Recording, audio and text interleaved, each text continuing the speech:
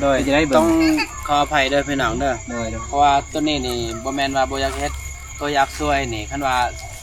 าก็ต่อซ้ำตัวนั้นนี่ช่วยได้แบบเขาบ่คันตัวน้อยตัวนั้นพอได้ตำได้แต่ตัวนี้บ่ได้ตัวนี้นี่ยอมเด้อคันรถจกนี่มันคือสิได้อยู่ตัวนี้แล้วก็คันรถพอร์ตแบบ2คันคือสิได้อยู่ร้านของทีมนี้เนาะเงินบาทก็ถืออยู่เท่าไหร่ล้านบ่เงินเท่าไหร่12ประมาณ12มีปัญหามีแต่ตัวซองหยักตัวนี้แหละซองยางเลยตัวนี้แข็งตัวนี้แข็งตัวนี้แข็งกว่าตัวนี้เราถามรถจกเบิ่งคันสมุดแบบ7-8 ล้านนี่ได้และสำนันเพราะว่าซ้ำรถพอร์ตก็ถือว่าคันสำนันก็สิว่าลุกกับบ่ลุกสิว่าได้กับบ่ได้ก็เฮ็ดเบิดมื้อหั่นล่ะเพราะว่าเฮากับพอร์ตบ่ต่ำกว่า 6 ล้านต่อมื้อ6-7 ล้านสำนันนี่แหละคันกว่านั้นเพราะว่างานกระต่อนี่ลุก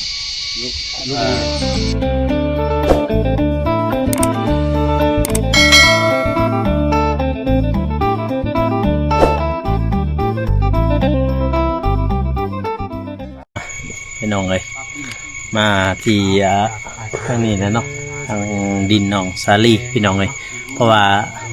เอาเรื่องสร้างที่จะมาปรับดินเนาะพี่น้องเนาะก่อนอื่นกับทักทายสบายดีเด้อพ่อแม่พี่น้องเนาะบ่ว่าสิอยู่ภายในหรือว่าต่างประเทศก็ยินดีต้อนรับเข้าสู่ช่องเบากูชนบทสปปลาวเด้อพ่อแม่พี่น้องเลยนี่มาถามสร้างเพิ่นว่าเพิ่นจะเอาราคาเท่าไรที่ว่าจะปรับดินเนาะดินนี่เพราะว่าเขาจะให้เพิ่นปรับนาดินน้องซาลีพี่น้องเอ้ยพูดอะไรเพิ่นยังเบิ่งอยู่ถึงพี่น้องเห็นบ่เพิ่นยังเบิ่งอยู่แต่ว่าเพิ่นจะเอาเท่าใดเนาะพี่น้องเนาะเพราะว่าผู้ใหญ่ใจดีเพิ่นอยากให้เพิ่นมาเบิ่งเนาะก็เลยว่าให้ครัวสิปรับพื้นดินให้มันเพียงเนาะพี่น้องบ่ได้ตั้งเฮือนเนาะวันนี้ทีมงานเฮามาครบทีมเลยเนาะแล้วก็แม่น้องซาลีก็มาแล้วก็น้องซาลีก็มาแต่ว่าพ่อเฒ่าแม่เฒ่าเพิ่นบ่เห็นเนาะทีมงานเฮาไปดีเด้อแม่เด้อมาวันนี้มาสวัสดีเด้อสวัสดีงานการ์ตูนเพิ่นเปิดคลิปเหรอสวัสดีเด้อสวัสดีเด้อวันนี้มาเบิ่งงานเลยครบหน้าครบตาครบตาได้ครับมันครบหน้าครบตาเลยเหมือนสวัสดีเด้อบอกเลยสบายดีเด้อโดยสบายดีแต่กล้องฮะทางหลังเห็นบ่น้องแก้วซีสบายดีทางเด้อเนาะบ่ตกแค่จะเห็นตกมาวันนี้ตอนหักโค้งบ่ตก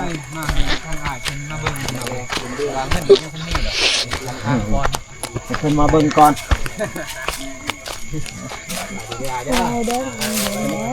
มาจะฮู้เลยสิเนาะดินเนาะพูดทางรอดหัวอันแหละแล้วก็ฮอดนี่บ่แม่นบ่ตอนนี้นี่เป็นประสาทประสินมาบ่ได้มาฮะได้มาหรือบ่เคยได้มาช่วงตัดแล้วก็มาเบิ่งแบบตัวอื่นนี่บ่แม่นว่าบ่อยากเฮ็ดไม่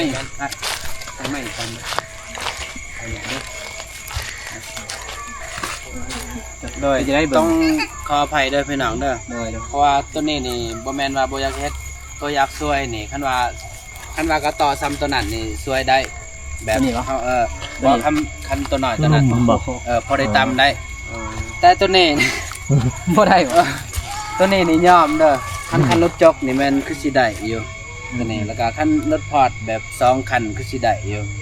ของเฮามีแต่ว่าคันน้อยแบบรุ่นกลางว่าซั่นซะแบบคันที่ต่ำคันที่ดุดก็คือสิบ่ได้ในใจนี่อยากดุดอยากช่วยเพิ่นอยู่คือว่านี่แหละรถเฮาหน่อย1มา2มานี่คัน1คันว่า2คันคือของเขานี่คือสิได้อยู่แกะไปลากไป2คันป้อนนี่ให้อ้ายดุดนี่ซื้ออะไรดุดนี่บ่ได้บ่ออมไว้บ่ดุดออมบ่บางทีตุยแต่ว่าสิเอาจักมาตัดเอานะ รุดออมๆนะตัดแล้วก็บางที คอยตัด คุยมาเดียว บางทีควันบางทียังนั่นนะครับ นั่นนะแต่ว่าบ่ทันเว้าดอกว่าสิรุดมื้อใดมีแต่ว่าถามซื้อพี่น้องเนาะถามร้านเหล้าเนี่ยถ้าว่าทางอ้ายเพิ่นว่าสิถ้าว่าดุดนี่เราคุมราคานี่ประมาณซั่นใดนะหันว่าเบิ่งนี่นะ แต่ปรับ แต่เฮาบ่ได้นะตัวนี้บ่ทันถ้าว่าดุดก็ดุดออมนี่ซื้อนะสิตัดไปดอกหากมันเนี่ยสิได้ใส่จักอีกเทื่อหนึงตามเบิ่งดินนี่แหละปั๊บลงไปเลยนะไปเลย แม่นกะบ่ได้ใหญ่บ่ได้กว้างนะท่าน 15 คูณ15 15คูณ15สิเด้อบ่กลัว ตำบุกัว ซ้ำนี่พวกรถอยู่ทางนี่คันซ้ำนี่ซื่อๆเด้เขาโดดประมาณ7ล้านเขาปรับ7ล้าน8ล้านนี่นะเขาปรับ ทำนี่บ่ แต่ว่าตัวออกตัวนี้นี่บ่แม่นว่าหรือว่ามีเงินสำนันหักเฮานี่ยอมก่อนตัวนี้นี่บ่ได้แท้ๆรถเฮา ย่อมจะออกนี่เนาะ แม่น ถ้าว่าดุดออมนี่ได้อยู่เนาะ รถอ้อมนี่ก็ ได้อยู่ บ่จักสิว่าเรื่องมันไทยขาดบ่ตัวนี้แบบอยู่ลุมนี่เฮาบ่ฮู้ว่าหากมันหรือว่าสิใหญ่หรือสิน้อยจังได๋เฮาก็บ่ฮู้หรือว่ามันเป็นแค่อันนั้นซื่อ เนี่ยตัวนี้หน่อยเนาะ ๆยาก เนี่ยรีบพี่น้องเลยเพราะมันใหญ่ดิ ยากรถจกรถยังคันรถจกนี่ได้เพราะว่ารถจกอยู่บ้านก็มีคันว่าแบบเขาอันนั้นมาสมมุติว่าบ่แพงแล้วก็เอาออกตัวนี้กับตัวนั้นซื่อๆแล้วก็รถซ้ำพอนั่นรถไทยขึ้นได้ตัวนั้นนี่โอเคแบบตัวอื่นนี่คือสิบ่เป็นหยังแต่ว่าตัวนี้กับตัวนั้นนี่มันคงเฮาสิถอยไปกับมันเป็นแบบแนวนั้นจักสิถอยสิขึ้นแนวใดมันยากแนวนั้นคันว่าตัวปรับตัวนี้ซื่อๆนี่เขาบอกกันได้ อันนี้ยางมันเป็นยังไง ยากเลย จักตัด มีแต่ปรึกษานำรถจกแล้วก็ให้เพิ่นเอาออกตัวนี้กับตัวนี้แล้วก็เฮ็ดเส้นทางตัวนั้นคันว่ารถเฮารถน้อยเฮ็ดบ่ได้ก็มีรถไทยหลายคันรถไทยรถใหญ่เขาคือสิเฮ็ดได้อยู่ รถอายรถหน่อยบ่ รถน้อยรุ่นน้อย แต่ว่าคันเฮ็ดได้ก็พออยากช่วยเราอยู่ แบบเบิ่งกันแนวนั้นนะ รุ่นใหญ่นี่ได้บ่กว่า ก็จักสิว่าคันว่ารุ่นใหญ่ก็ไอ้ลากไอ้เรือหรือจริงได้คัน2คันนะ 2คันได้เนาะ แมนแบบซอยกันทั้งสายและครัวตำซอยกันนี่นแหละ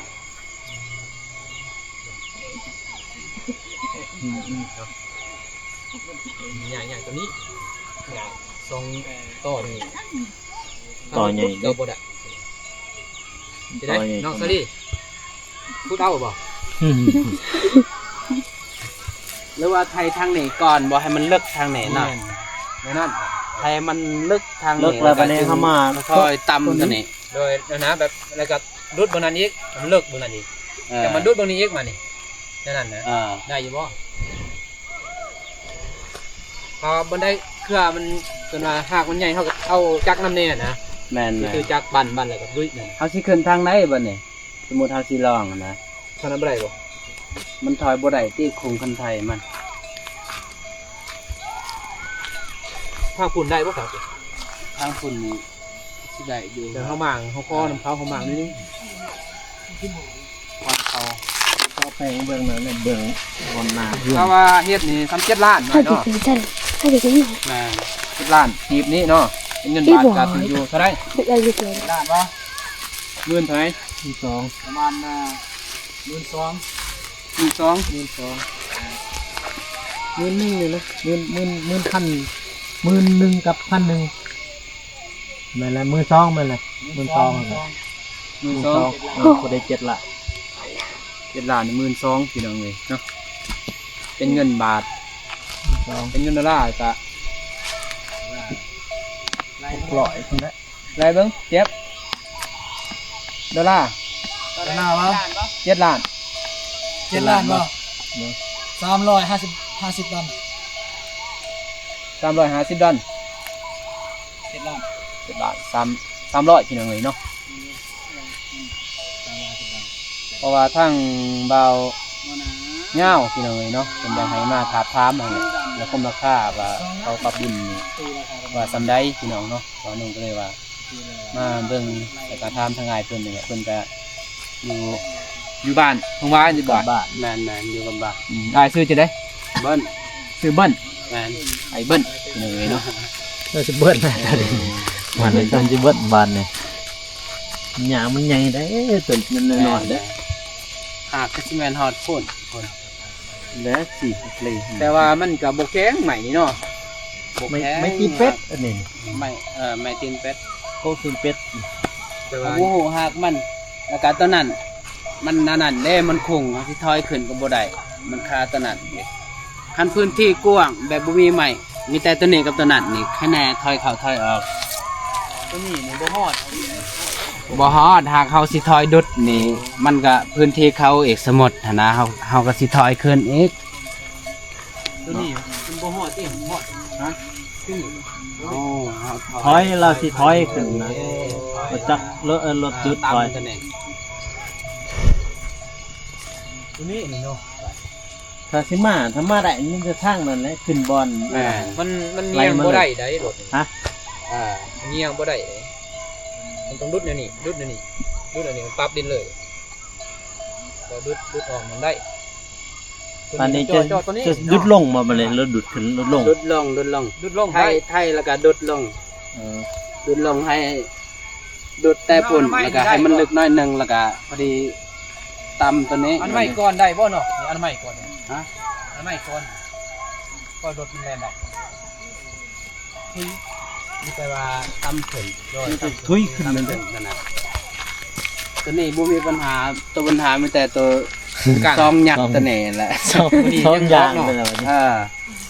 ตัวนี้แห้งแข็ง ตัวนี้แข็งตัวนี้ แข็ง เสือก ว่า ตัว เลย นี้ ตัว แข็ นี้ งตัวนั้นแข็ง ด้วยกันนี่แล้วเห็นกระโตเขาปาดได้เนี่ยปาด แมน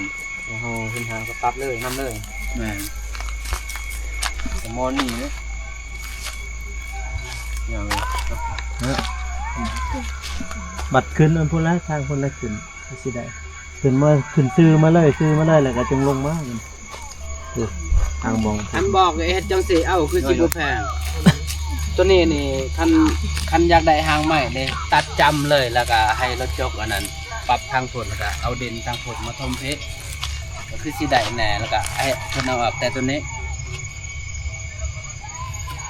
มันเพิ่นมานั้นบ่อยากได้แบบอันนั้นน่ะนะก็คือสิลดลงแน่คันจากรถจก คือกันอย่างเงี้ยจางโจกับแล้วก็จางอายดิ ฮะบ่คิดว่าแบบเฮานี่บ่จ้างก็ได้สมุดหั่นนะ มีแต่รถจกบ่เห็น ให้รถจกเอาออกตัวนี้แล้วก็ ชุดตัวนี้บ่ ฮะ ชุดตัวนี้บ่ต้องอันเนี่ย ตัวนี้นี่คือสิแม่นตัดจำแล้วก็เอาซุมนั้นจกดินซุมนั้นนี่มาทมเพะจังซั่นหั่นนะ ให้มันเสมอนี่บ่ ให้เสมอตัวนั้น บ่ได้ บ่ได้บ่ ตัว เอาต้องปรับบ่ปรับแต่ถึง นี่มันต้องเอาลงเลยนะลงเลยแต่ ลงเลย อ๋อ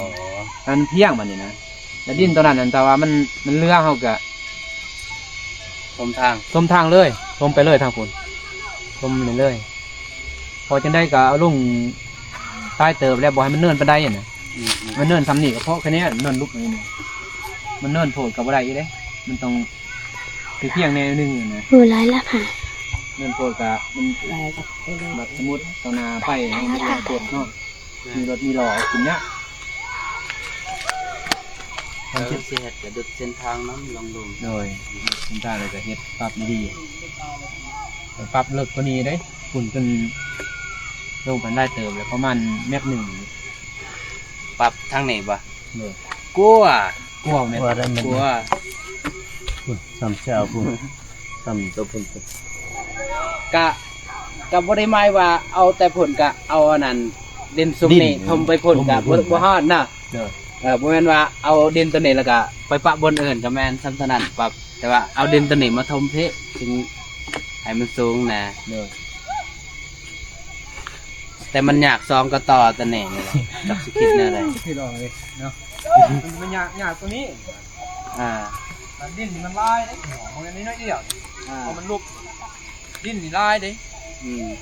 ถ้าเราไปท่วมเพื่อนในได้ซ่องลัง แม่น ได้แล้ว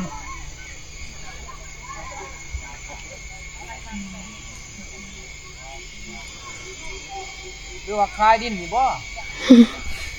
ยาวคายเลย เจ้า เอาแต่ดินมันยังได้ดินถมมันเอาอยู่นี่จกเอา ฮะ ไอ้ที่แลนมาก ตัวที่คายให้เขาบ่เอาเพราะว่าทางในบ้านเนี่ยหันก็มันเป็นแบบอันนั้นเขาเอาทางบ้านที่นี่มันไกลโพดฮะทางนั้นให้เขาจ้างอีก จ้าง ตัวตัวดินตัวนั้นเขาก็ได้เงินบัตรจ้างอีกนั่นน่ะนะ จางออก จ้างออกอีก จางออกอีกบาทนี่ เราให้มึงซื้อมึงยังเบาเป็น บอลนี่นี่ยากคิดว่าบอลอื่นผู้เจ้าอันนั้นหาเสือหาหยังเพราะบอลนี่นี่หนึ่งก็คือ ไม่ไง แผ่นนี่แหละมีแต่กบไม่ใหญ่ ยากค่ะ จักบัดไหมเพราะตัวนี้นี่ตามเขาเบิ่งนี่มันบ่ปานไหนมันบ่แข็งกอกตีนเป็ดหากมันเบิ่งหากมันก็ตัวนั้น บอกแข็งบอกแข็ง ตัวนั้นโยม มาเต้ขึ้นมาเต้ปรึกษาเลยยังได้ถึงงานเฮา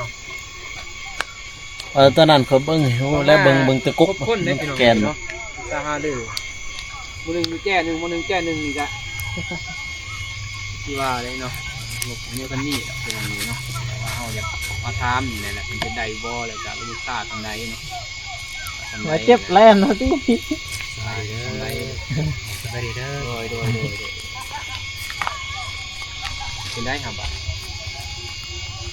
แต่ละวันนี่7 ล้านเนาะ7 ล้านนี่คือเอาออกกันเลยเนาะเอาออกแต่ว่าตัวนี้นี่เฮาต้องได้จ้างจ้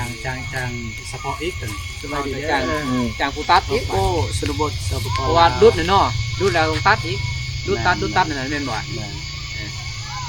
เราว่าเฮ็ดบ่ได้บ่นี่ แล้วดุดนี่บ่ได้แล้วดึงนะคันว่าดุดแต่พุ่นมันลงหมด แต่ลองปรับแต่ผล ตัวอย่างจะสิเห็นอะไรก็ได้ให้มันลงหลุมเบื้องดินนี่เขาจะเห็นหางมัน เบื้องนั้นนี่เฮ็ดได้เบื้องนั้นนี่ กับเบิ่งนี่ ให้มันลงเนาะเบิ่งอันสมุดเบิ่งนี่ได้บ่ เบื้องนี่ก็คือที่ได้ที่กัน ให้มันลงอันนั้นเบิด2เบื้องน่ะ ด้วยลงบ่ซองนะเบิ่งซอง มันลงมันซองครับเห็นหาง หากมันหมดบัดนี่หมดเบิ่งนี่เฮาถ้วยนึงมันยังแน่นี่คือแล้วเฮาก็จังเห็นหากเฮาตัดเฮาแกบ่ได้เฮาตัดตอนมันเพื่อนนี่ยึดเลยก็ไอ้คุยด้วยเลยได้เนาะ แบบตุยเอา แต่ว่าราคานี่7 ล้านเนาะรุดบ่ได้บ่ฮะ เอาบ่ทันโหตัวนี้ ก็มีแต่เฮามาทานซื้อพี่น้องเลยเนาะบัดยังจังว่ากันใหม่เนาะ บัดรถมากพุ่นแหล้วจึงว่ากัน ได้มัน บัดเบิ่งน้ำรถเจ้าอีกนี่ แต่ว่าหูข่าวๆคือว่า7 ล้านเนาะแต่ว่ามื้อนั้นเฮาก็ฮู้เนาะที่เป็นซอยน้ำแม่ ตัวอย่างว่าเขาเอาดินนี่ก็มาไว้อยู่นี่บ่ ลงลุ่มพุ่นแหล้ว ดึงไหนดึงนัก เอาดินนี่มาทมอยู่นี่ แม่น ถ้ามันเรืออยู่หั่นเฮาก็ทุยไปทางบ่ได้ดินนี่เรือได้ดิ ตัวเรือนี่คือสีบนเรือเป็นยังบนเรือ เพราะว่าตัวนี้นี่ทำนี้แม่นบ่ น้อย ตัวนี้แล้วก็เอาดดลงเลยตัวนี้ให้มันเป็นแนวนี้ มันเป็นแนวนี้แล้วก็ตัวนั้นนี่เขาดพอหอดอันนั้นตัวนั้นคือหอดอันนั้นเส้นทางตัวนั้นคือเขาบ่จะเป็นต้องดุดทมเส้นทางก็ได้เพราะว่าคันเฮาดุดทมเส้นทางนี่ตัวนี้เฮาสิปรับอันนั้นเลิกมันเป็นอันนั้นเฮาสิปรับเลิกได้ตัวนี้เพราะว่าคันซ้ำเพียงตัวนั้นไม่แต่ว่าเอาดินตัวนี้นี่ไปทมพื้นบอลหันนั่นน่ะนะจึงสิบ่เลิกแน่ แต่ว่าตัวนี้ก็ต้องได้2 เมตรแม่นบ่ สิได้แล้ว ประมาณ2 เมตรได้เลย ต้องเป็นเรือแล้วหมอนี่ต่อตัวนี้ โอ้ย มันยาก เรือ ตัว อยู่ นี้ นี่ เล เลย มันออกไปหมดแล้ว ยากนะ มันยาก2 อัน รถจกแค่นี้อยู่ รถโจ๊กจะต้องได้จ้างต่างนี่มันก็ราคาต่างเลยบัด ต่างแท้ น้ำบิดนี่คิดว่านี่ซาลีนี่บุญได้ไหมแต่นี่เสียคือเก่า ไม้ใหญ่แห่งดีเป็นบ่อาบิดได้เฮาซื้อไม้ใหญ่แห่งดีผู้ดี บัดมาตอนนี้นี่เขาเสียอีกไม่เขาก็เสียอีกการนั่น พอท่านบ่ฟ้าวเนี่ยแบบไม่แห้งอหย่างสบายก็จูดเลยนี่ไม่ลงรูปไม่ได้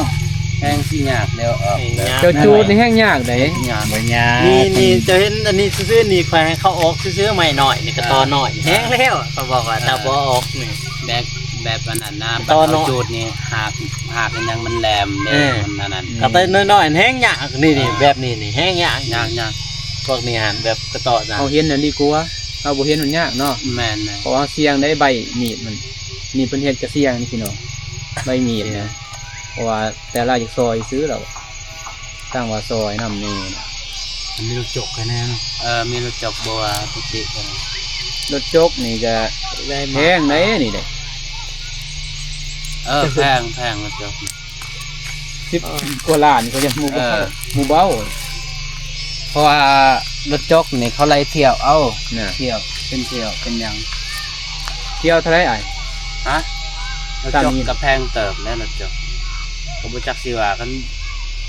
7-8 ล้านจักเขาสิมาหรือบ่คันเข้ามานี่คุ้มได้สำนั้นได้ลองปรึกษาเบิ่งคันเข้ามานี่คุ้มสำนั้นเพราะว่าตัวนี้นี่ยากแท้บอลเขาเฮ็ดบอลเขาดุดคืออยู่บ้านเฮาแถวนั้นบ่แม่นอยากสิอันนั้นคือปลาเราจังสันแล้วก็เขาออกใหม่ซื่อๆยัง8-9 ล้านแบบเขาดุดแบบพื้นที่เฮือนซื่อๆ20คูณ20 ถ้าคุณเศร้าซื่อ สำนั้น แบบปรับไปซื้อ ฮะ แบบทุยซื้อนี่ เขาดุดปรับเลยจัง ปรั สั บ น ให้มันเพียงเลย ให้มันเพียงเลย เพียงเลย รอมั้งลองถามรถจกลองถามรถจกเบิ่งคันสมุดแบบ7-8 ล้านนี่ได้แล้วสำนั้นนี่เพราะว่าซ้ำรถพอร์ตก็ถือว่าคันสำนั้นก็สิว่าลุกกับบ่ลุกสิว่าได้กับบ่ได้ก็เฮ็ดเบิดมื้อหั่นแหละเพราะว่าเฮาก็เบิ่งบ่เป็นดอกเฮาเตะมื้อหนึงนี่รถพอร์ตบ่ต่ำกว่า 6 ล้านต่อมื้อ6-7 ล้านสำนั้นนี่แหละคันกว่านั้นเพราะว่างานกระตอนนี่ลุก ลูก เอ นี่ อลุก น้ำมันนี่เนาะ แม่น ค่าน้ำมันค่าแห้งนี่ใส่เอ้ย สิเอารถน่ะมารถดุดบ่ถามรถดุดบ่ มีแต่ถามรถจก มีแต่ว่าเฮาถามรถดุดบ่ก่อนบ่ถามรถดุดเลยถ้าว่ารถดุด รถดุดนี่เขาบ่มาดอก มีบ่อยู่ในบ้าน สลีมานั่ง บ่มีรถดุด มีบ่ บ่มี สลีมานั่งในสลี รถดุด นี่มานั่งใกล้อ้ายนี่ ว่าเรื่องรถดุดหรอมันบ่มีรถดุดเนาะ บ่มี นี่นั่งใกล้เลยนะ แต่ตัวเลขทางขึ้นก็บ่มีทางขึ้นนี่ก็คือขึ้นทางใดสมมุติ เป็นมาได้ทั้งนี้แหละได้เนาะสลีทางเพื่อน ได้แต่ไม่ต้องมากอันหัว ได้แต่ต้องอนามัยอันนั้นเบื้องใดไปนี่ต้องอนามัยเบิด เขาว่าขอได้นะเรามา รถมาได้อยู่ ไปได้ทางนี้นี่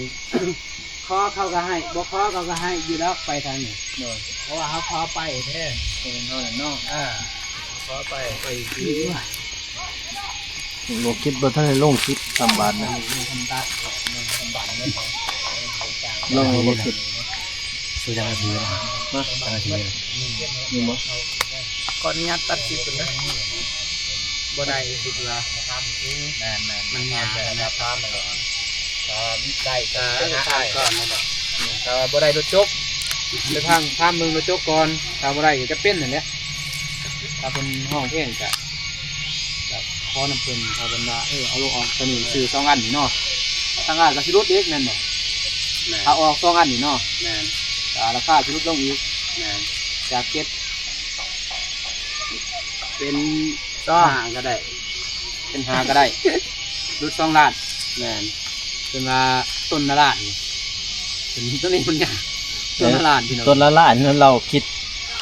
วันนี้รถจกรถจกอยู่บ้านก็บ่มีเนาะ นี่ นี่ นี่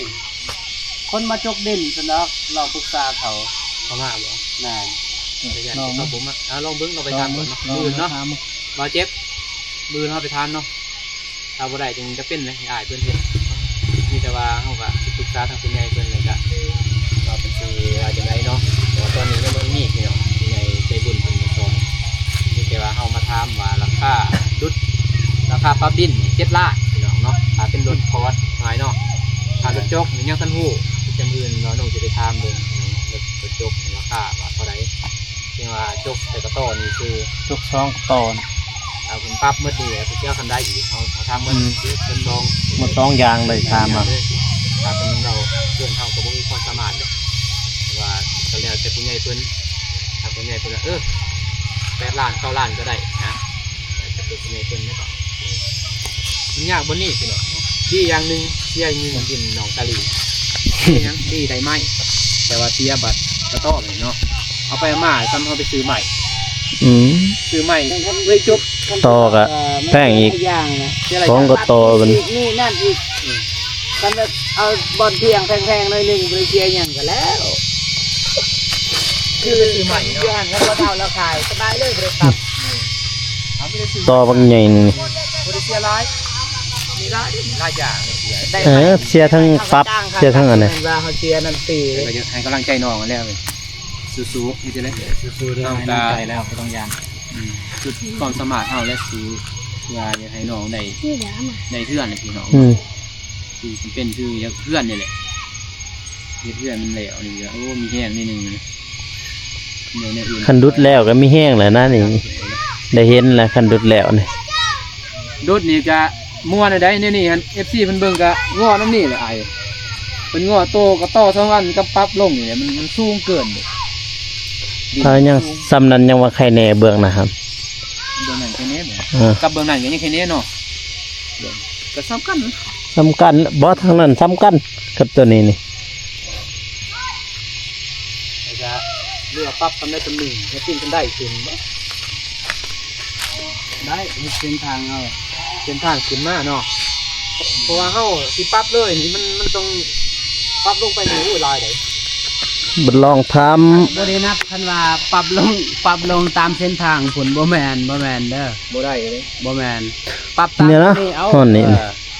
ดุดอันนั้นดินซ้ำตัวนี้ แล้วจึงเฮ็ดเป็นท่าโคม่า แมน ตัวนี้เลยป้าเลยแม่นบ่เราจะได้ลงได้ดุดอีกหน่อยหนึ่งเนาะทมเนาะทมบนบ่อตรงนั้นเนาะ โอ้ยเนี่ย นี่บ่นี่คือ เนี่ยซองต่อนี่แล้วแต่เพิ่นสิว่าเนาะพอต่อทำนินได้รถฟอร์ดเอาอายุเบัดพอแม่นซ้ำเน้นถ้าว่าตัวใหญ่เนี่ยโอ้ยเราว่ายอมแหละพี่น้องเอ้ย เราผู้เบิ่งกันยังว่าอยากยอมคือกันแหละ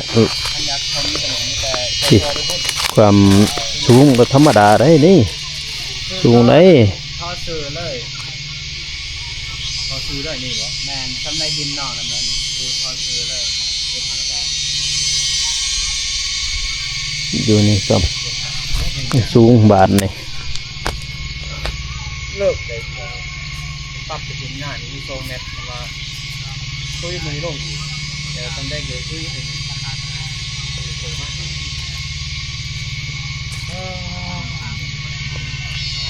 นะจังว่าบาทนี่แล้วจัง ว่ากัน จังว่ากัน แมน ก็สิมาหาเติมอีก ก่อนเด้อ ไปหาเราเติมอีก ยกก่อนบัด สิเข้าไปหารถจกก่อนถ้าเบิ่งรถจกแล้วว่าจังได ถ้าว่ามีใหญ่คนซอยเดี๋ยวคอยไปหากัน ก็ประมาณนี้ทุกคนเนาะคลิปนี้ก็มากูก็สิจบไว้เพียงเท่านี้เด้อพี่น้องเด้อก็จะเริ่าลืมฝากกดไลค์กดติดตามเนาะเพื่อเป็นกำลังใจให้บ่กูเด้อพี่น้องเอ้ยและก็น้องซาลีเนาะคลิปนี้ขอกล่าวเข้ามาสบายดีพี่น้องเอ้ยแล้วเจอกัน EP ต่อไปเนาะ